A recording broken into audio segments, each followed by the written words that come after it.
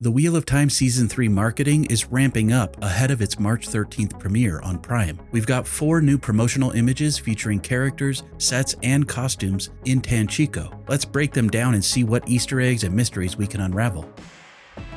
This is Unraveling the Pattern. I'm Lauren. Check the description for a full spoiler warning.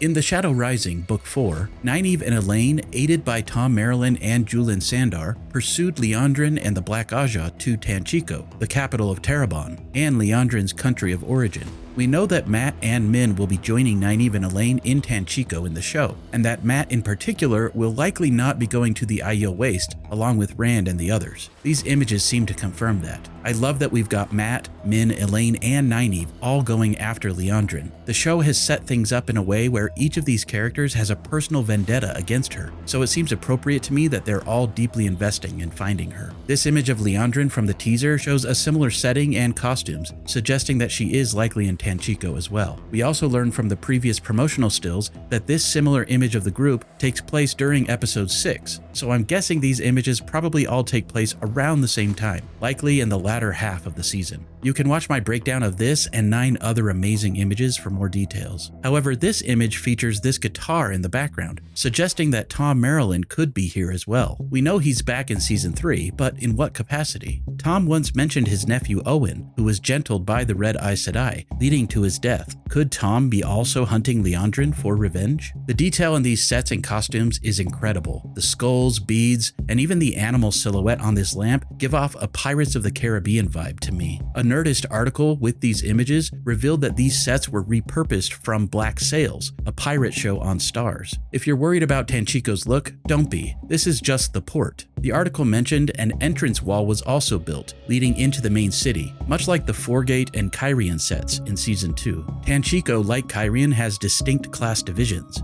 These images focus on the poorer areas of town. Just like the books, Nynaeve and Elaine appear to try blending in with the local fashion, but still stand out like a sore thumb. Could Egyanin, the Shanchan woman, spot them? Since Tanchico is just south of Falm, some Shanchan likely fled here. Like many YouTube commenters, the people of Tanchico also value anonymity. The people tend to wear veils over their eyes or sometimes full face coverings for the men. One guy in this image even looks like he's in a child's ghost costume with holes cut out of a sheet for his eyes. This guy as well. I also noticed various hats that are similar to this hat from this promotional image. I assumed this would become Matt's iconic hat, but after seeing all of these other similar hats in these shots, I'm no longer sure. I do hope Matt's hat will have a wider brim, like the one Robert Jordan liked. Some of these veils may indicate class, simpler ones for the poor, elaborate ones for the wealthy. Could this woman be Adeleas, Varen's sister from Season 2, or is this just an extra? Some people, like this handsome harbor master, go without veils. Our main character's finer clothing suggests they're staying at a nicer inn, probably in the main city, possibly financed by the Amerlin seat. Matt's frilly outfit fits his character. As he starts to win more money from gambling, he purchases fancier clothes and is known to enjoy a bit of pink and lace. Min's veil seems more practical, tied into her hair. Min is wearing the same clothing that she has in this scene from the teaser, making me more sure that she is in the Panarch's palace in Tanchico here. Elaine's veil even hints at the rose crown of Andor. I have to admit, this new image of Elaine finally convinced me that the mystery person in the teaser is probably her. If you haven't heard of the hilarious online debate dubbed Elaine or Elaint, many were shocked that some of us didn't think it was her. Something about this person still feels off to me, but the eyeshadow and veil in this new image have me more convinced. I have a crazy theory. This quick shot in the teaser could be a midpoint in a sort of face morph effect, where Elaine is changing her appearance, either in the world of dreams or using the Mask of Mirrors in the real world, a weave she employs in the books. Could it even be Lanfear morphing into Elaine? Lanfear does love her eyeshadow. This man appears to be selling fireworks, some with cloth wicks like makeshift fuses. Symbols on this box and this curtain hint at the Illuminators' presence. The Illuminators Guild originated in Tanchico. They're known for their secrecy and for crafting fireworks and other explosives. Could Matt's obsession with fireworks lead to an explosive moment in the show? And will we finally meet Aludra, the rogue Illuminator who's crucial to Matt and Elaine's story arcs later? Other vendors are selling intestines or maybe octopus tentacles and strange things in jars. Nynaeve's discomfort is clear. She's clenching her fist and looks completely out of her element. Her veil barely hides her identity. Koala Sedai pointed out that Nynaeve's veil resembles her Soldom makeup from Season 2. Koala's insights are fantastic. If you haven't already, go and check out her channel and subscribe. Nynaeve also appears to be hiding a necklace under her clothes, likely concealing her Great Serpent Accepted ring and perhaps another ring from Lan. At first, I thought Nynaeve was behind this group here, but the fireworks vendor is holding different objects in each of these shots, suggesting either a continuity error or that this could be happening at a different time. 2 images are set at night, 2 during the day. Either they spend a lot of time here on the same day, or they will likely return here multiple times in the season. I also realized that their veils are missing here, and the background feels like it might take place in a different location, possibly somewhere deeper in the city. This is probably just an extra, but does she look a bit like Lanfear to you? Could Moghedien be lurking somewhere in the background of these images? She's called the Spider for a reason, and Tanchico, where many people hide their identities, is the perfect place for her to blend in. How hidden do you think she'll stay in Season 3?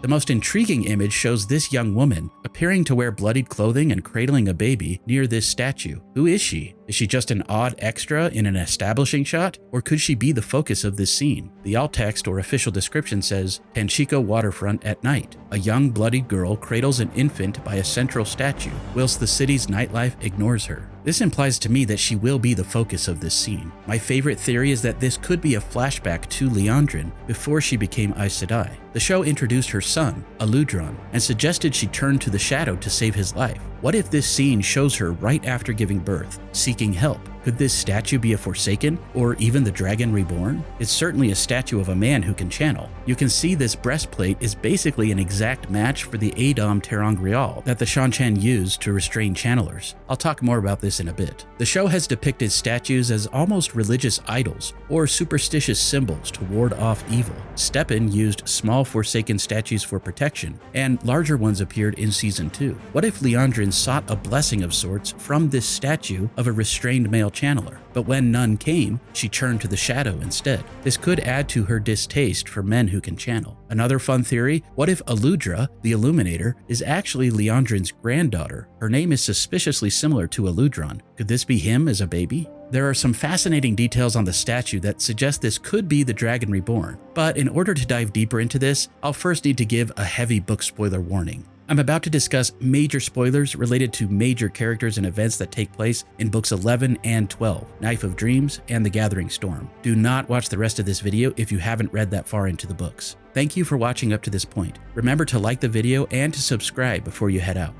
In the books, Nynaeve and Elaine's main reason for coming to Tanchico is to stop the Black Aja from obtaining an object that could be a danger to Rand. We learn in The Shadow Rising that the object is a male Adom, known as the Domination Band or Sad Bracelets. This statue, clearly male, has a breastplate color that looks identical to the Adom ter'angreal from the show. It even has a bracelet on its right arm. In the books, the male doesn't wear the bracelet, but this could hint at a handcuff or restraint of some sort. Also, the statue is kneeling and missing part of its left arm. It could just be broken or tucked behind the body, but what if this is an intentional Easter egg or foreshadowing? In Knife of Dreams, Semirog attacks Rand, causing him to lose his left hand. Later in The Gathering Storm, she uses the male Adom to force Rand to nearly strangle Min to death before he breaks free using the true power. Could this statue foreshadow Rand's future? Regardless, Nynaeve, Elaine, Mat, and Min are likely in Tanchico to hunt the Black Aja and to find the male Adom. Will it be in 2 pieces like the show's female Adom, or 1 like in the books? I like the idea that the Black Aja has the collar while Nynaeve's group has the bracelet. Could this vendor be giving them the bracelet in this promo image? Alternatively, the statue could be here in the present, and maybe it comes from a Shan-Chan shipwreck or something. One Shan-Chan prophecy states that the dragon will kneel to the Crystal Throne. Maybe this represents that.